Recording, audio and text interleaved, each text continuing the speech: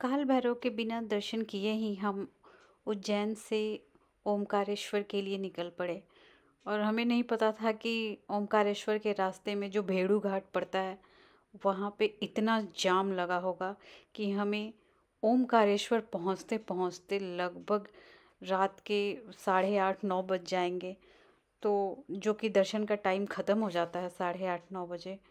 तो हम लोगों ने यही सोचा कि ओमकारेश्वर में रुकने से अच्छा है कि ओमकारेश्वर से पहले ही 10-15 किलोमीटर पहले ही रुक जाएं और फिर अगली सुबह जितनी सुबह मंदिर के पट खुलते हैं या फिर जब दर्शन शुरू होते हैं तो हम उस टाइम में पहुंच करके और अच्छे से दर्शन कर लें। तो हम लोग रास्ते में ही रुक गए लगभग 10-15 किलोमीटर पहले। रात हो गई थी पहुंचते पहुंचते वहां तक। और फिर हम अगले सुबह 4 बजे निकल पड़े थे अपने होटल से ओमकारेश्वर के दर्शन के लिए।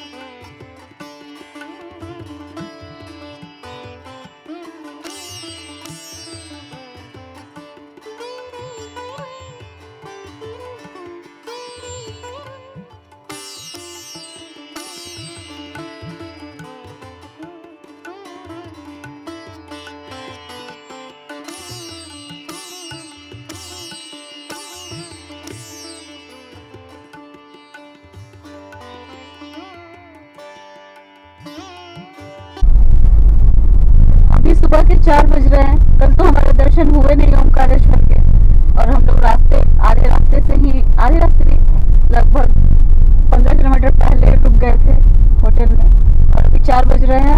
अभी हम लोग जा रहे हैं दर्शन के लिए। 5 बजे से मंदिर ओपन होता है। अब देखते हैं आज कैसे दर्शन होते हैं।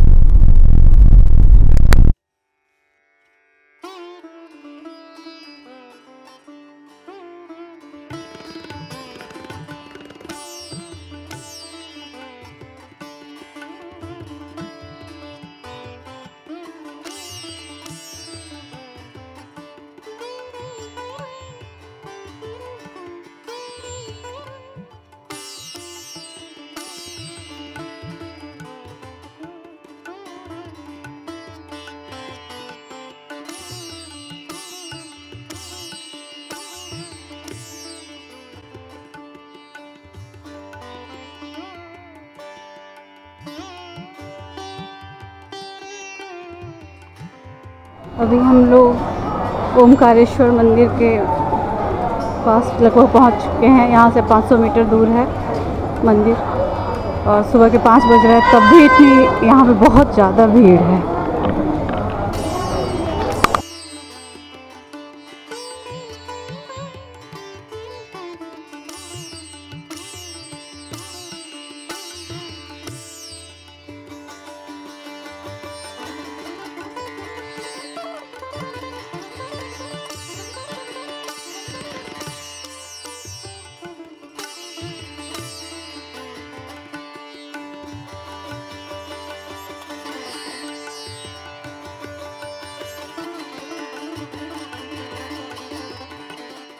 सुबह के 5 बजे से हम लोग ओमकारेश्वर मंदिर के लाइन में लग गए थे। लाइन लगभग 100-150 मीटर लंबी, मतलब उतना ही जाना था। 100-150 मीटर लंबी लाइन थी, लेकिन 100-150 मीटर ही जाने में हमें 5.5 घंटे लगभग लग गए। और हम लोग लगभग 10:30-11 बजे के करीब में मंदिर में पहुँचे। और ये मंदिर में इतनी भीड़ थी कि वहाँ पे वीडियो निकालना बहुत ही मुश्किल था। और सावन का महीना था, ऊपर से सोमवार भी था। तो समझ ही सकते हैं कितने श्रद्धालुओं की भीड़ थी, कावड़ियों की भीड़ थी। और ये मंदिर के अंदर का कुछ क्लिप है जो कि बड़ी मुश्किल से हमने निकाला। उसके बाद हम लोग ये बोट पकड़ करके, जहाँ जहाँ की 100 रुपये पर हेड लेते हैं, और बोट पकड़कर हम लोग ममलेश्वर गए। और वहाँ पे भी भीड़ थी, वहाँ भी बड़ी मुश्किल से हमने दर्शन किए।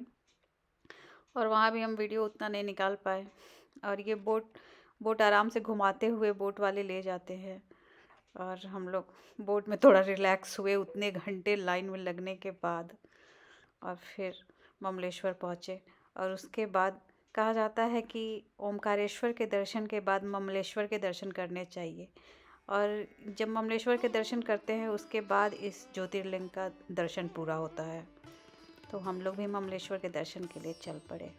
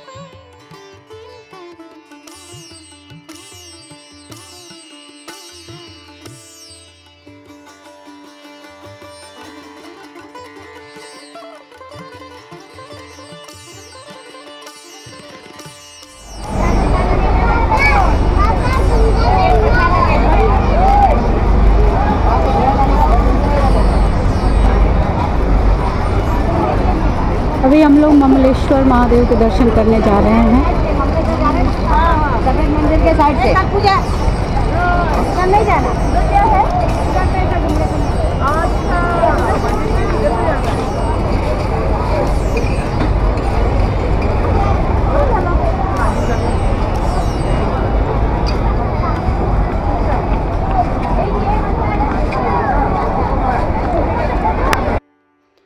और ये अब हम लोग ममलेश्वर महादेव के मंदिर पहुंच गए हैं। और यहाँ भी अच्छी भीड़ थी, लेकिन हम लोगों ने दर्शन किए। उसके बाद यहाँ दर्शन करने के बाद हम लोग फिर अपने होटल चले गए, क्योंकि इतनी देर तक लाइन में खड़े होने के बाद सब लोग थक चुके थे।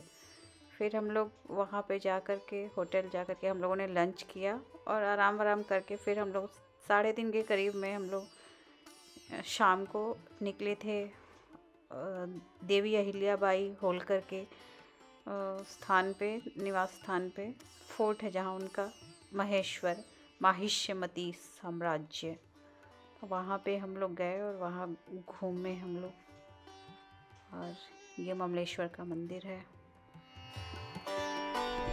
वहाँ अहिल्याबाई की नगरी में आपका हार्दिक स्वागत है। नगर परिषद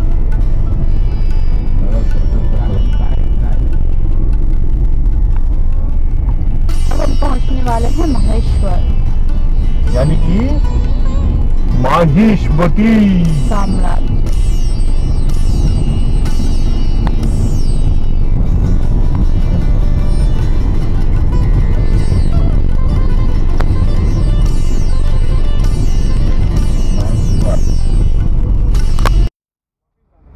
यही रूट सीधा वापस जो है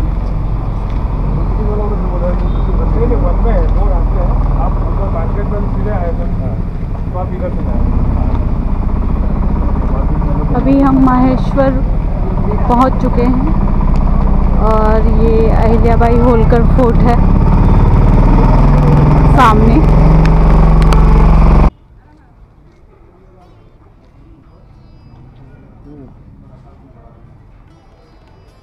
देवी अहिल्याबाई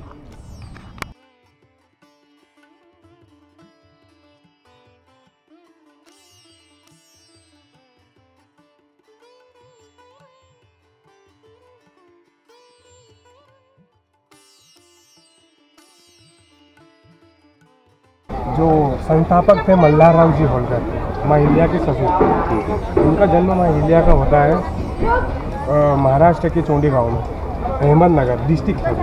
अब उसे हटा करके अब अहिल्या नगर कर दिया गया। ये सर अपन जहाँ खड़े हैं ना, ये एक कोठार घर है। यहाँ पर पुराने लोग सर महाराजा रामायण यहाँ पर अनाज पानी रखते थे। उसकी एंट्री आगे से है और सर यहाँ से 45 किलोमीटर तो मांडव की गुफा जाती है।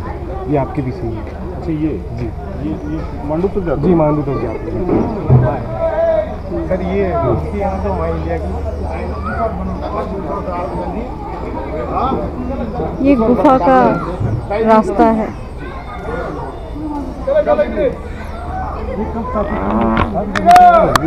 जी ज़्यादा पुराने समय भी स्थान है सर। ये महाराष्ट्र के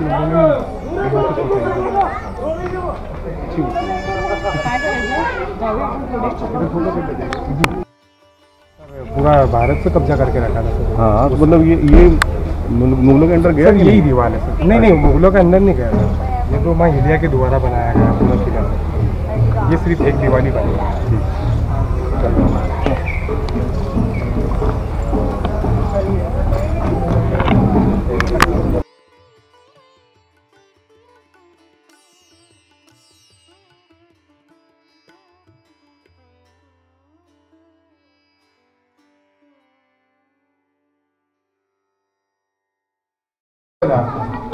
जो अपने बाजीराव पेशवा थे ना सर, बाजीराव पेशवा, उनके साथ युद्ध लड़ते थे। युद्ध होता था, हर युद्ध में सर विजयी पाई उन्होंने। तो सर उन्होंने भेंट दिया था ये जी, बाजीराव पेशवा जी ने उनको भेंट दिया था। मेन इंदौर है ना, इंदौर का राजवाड़ा सर, वहाँ से चलाते थे ये। तो मैसूर को एक राजधानी के तौर पर चलाया था माँ इंडिया ने। उनका माँ अपने मल्लाराव जी होलकर जो माँ इंडिया के ससुर थे, उनका एक सपना था कि मुगलों ने जो भी मंदिर तोड़ा था ना सर, वो उनका पुनर्निर्माण माँ इंडिया ने करवा लिया। अच्छा, ये लिस्ट नहीं है, ये लिस्ट है। ये लिस्ट में बहुत तो पूरे 38 मंदिर है और पूरे इंडिया भर में। जी, पूरे इंडिया में। ये सब अहिल्या जी के जी अहिल्या टाइम में ही हुआ जी, आगे पीछे नहीं माँ इंडिया के समय माँ इंडिया ने जैसे करवाया। जैन माँ इंडिया की सरकारी वो मालवा क्षेत्र के महाराजा महारानी थे। हाँ, समझ गया। वो तो मालवा इंदौर से चलता था कि यहाँ से? नहीं सर, इंदौर मालवा इंदौर से चलता था, पर ये उस समय में रोजगार था। तो माँ इंडिया ने हैंडलूम का काम दिया था। अच्छा, जो आज पूरे दुनिया भर में काम कर रहे हैं, महेश्वरी साड़ी के रूप में बनती है यहाँ पर। मैसूली साड़ी बोलते महेश्वरी साड़ी। महेश्वरी। अच्छा, समझ यहाँ पर जी, महिलाओं को रोजगार दिया था माँ इंडिया ने। महेश्वरी साड़ी बनती है, आज पूरे भारत में बनती है और प्रसिद्ध साड़ी है महेश्वरी। यहाँ का जो महेश्वर का जो किले का आर्किटेक्चर है ना, जो भी डिजाइन वगैरह वो सब डाली जाती है उस साड़ी में। ये सभा स्थल था, यहाँ पर सभा बैठक भी थी। अच्छा, ये राजगद्दी है।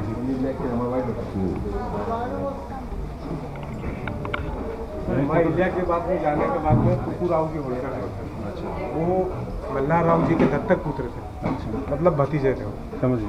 तो उन्होंने भी शासन किया था सर। तो उनके यादों में भी एक छतरी बनाई गई, उनका मंदिर बनाया गया। एक माँ इंडिया का है और एक इनका है। ये मल्लाराव जी उनके ससुर जी थे ना? जी, माँ इंडिया का खांडे राव से विवाह हुआ था सर। खांडे राव जी। एक बार फोटो 10 साल की उम्र में इनकी शादी हो गई थी और 19 साल की आयु में इन्होंने इनके पति को भी खो दिया था और उनके लड़के को भी खो दिया था। अच्छा, तो पति के मरने के बाद उस समय सती हो जाते थे सब।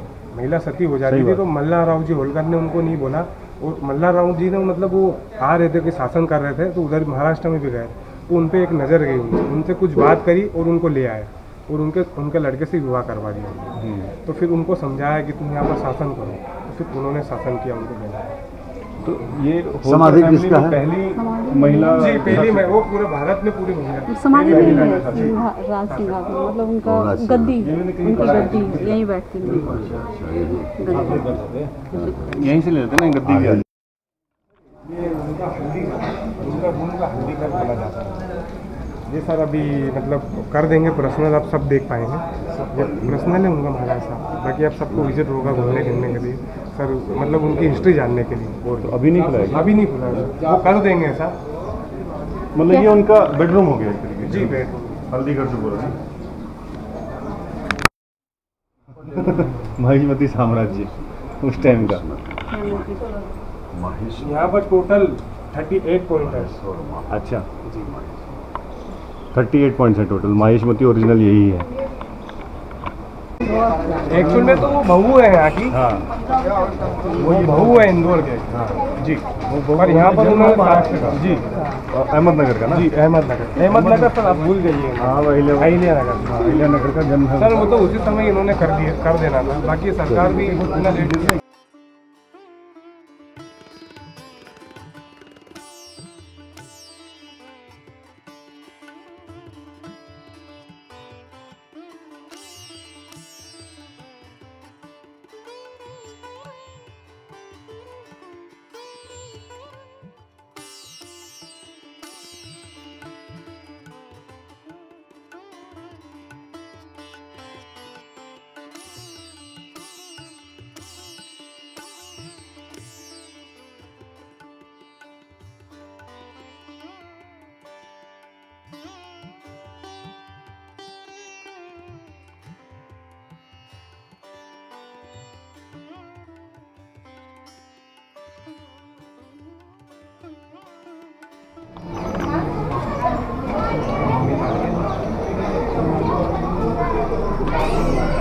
चलो।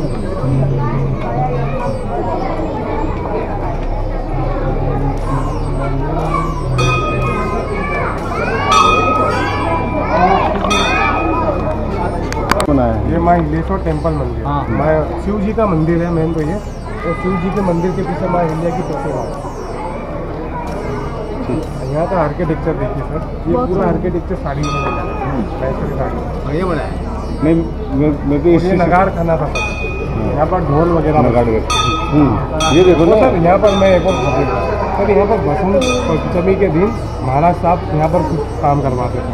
यहाँ पर एक उत्सव रहता है, वो बसंत पंचमी में जी, बसंत पंचमी में वो 3 दिन का कार्यक्रम रहता है, बढ़िया करवाते हैं हर साल। फॉरेनर वगैरह आते हैं सर यहाँ पर, ये दीपक भी जब भी जलाते हैं। ये पूरे किले को अच्छे से सजाते थे सर। एक कार्यक्रम यहाँ हुआ, एक दिन वहाँ हुआ, एक दिन वहाँ हुआ, वो पूरा मैसूर के लोकल वाले भी सब आते थे।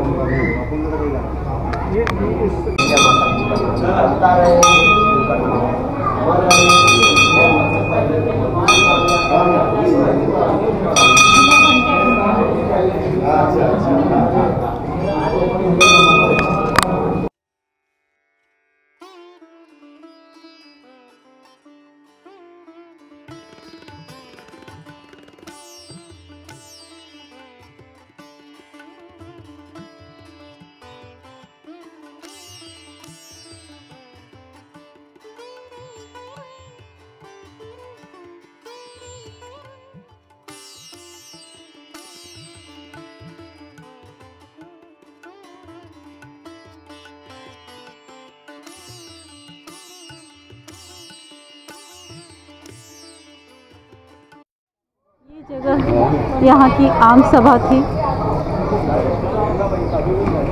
और इधर बैठते थे और सारे प्रजा के सलूशन निकालते थे।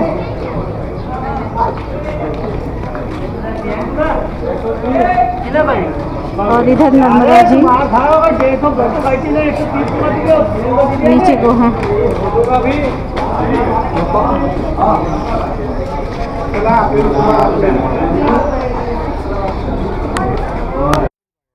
तिल के बराबर शिवलिंग बड़ी होती थी, साल भर में एक बार।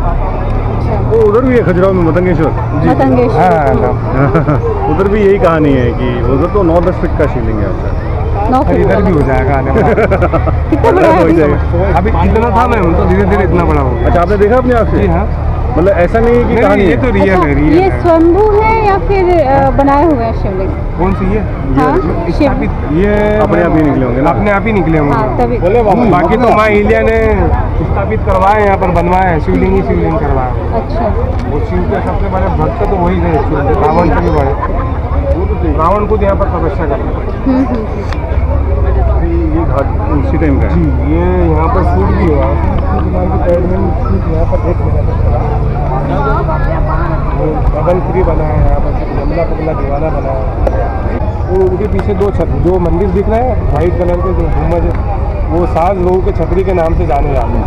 अच्छा, यहाँ भी है। मतलब वो उनका वहाँ पे अंतिम संस्कार हुआ। जी जी।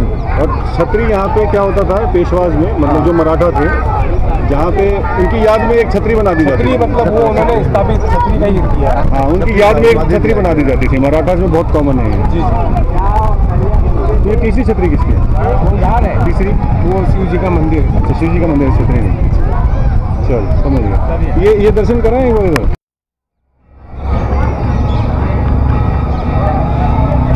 महेश्वर ऐसा लग रहा है कि जैसे लोकल लोगों के लिए मॉल है। जैसे शहरों में मॉल होते हैं, बैटरी ऑपरेटेड कार्स चल रही हैं, ये यहाँ पे ऐसी साइकिल्स चल रही हैं, लोग एंजॉय कर रहे हैं, खाने पीने की दुकानें हैं और माँ नर्मदा का साथ है। शायद से वीडियो में कुछ डिस्टर्बेंस आ रही होगी क्योंकि बारिश होने लगी है हल्की हल्की, तो हो सकता है लेंस पे कोई बूंद बूंद पड़ी हो। महेश्वर से होटल आते आते हम लोगों को लगभग रात हो गई थी और फिर अगले दिन हम लोग को निकलना था। तो अगले दिन सुबह हम लोग लगभग 5:30 बजे होटल से निकल गए फरीदाबाद के लिए। और वहाँ से फरीदाबाद लगभग 850 किलोमीटर था और हमें 15-16 घंटे लगने थे। तो हम लोग निकल पड़े अपने गंतव्य की ओर वापस घर। और फिर इस ट्रिप पे हमने 2 ज्योतिर्लिंग के दर्शन किए, उज्जैन, और उसके बाद ओमकारेश्वर, और ओमकारेश्वर के बाद हम महेश्वर गए। महेश्वर में देवी अहिल्याबाई के बारे में जानते तो पहले से भी थे, लेकिन और अच्छे से जान कर के बहुत ही अच्छा लगा। उन्होंने सबके लिए इतना कुछ किया, मुगलों के द्वारा नष्ट किए गए सारे मंदिरों का पुनरुत्थान किया, जिसके लिए हम सभी आभारी रहेंगे। और हम लोगों को घर पहुंचते पहुंचते लगभग रात के 11 बज गए थे। फिर हम लोग, तो इस यात्रा की समाप्ति यहीं पे होती है।